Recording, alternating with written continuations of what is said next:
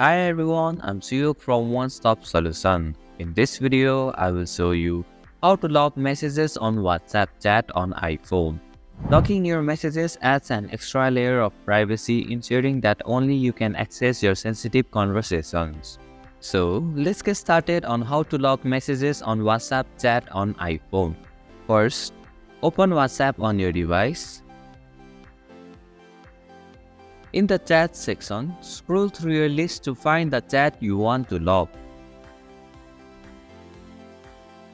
Once you have located it, tap and hold on the chat until a menu appears. From the menu that appears, tap on the Lock Chat option. Now, tap on the Continue button.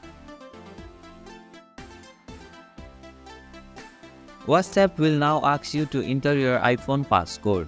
Simply enter the passcode and the chat that you have chosen will be logged.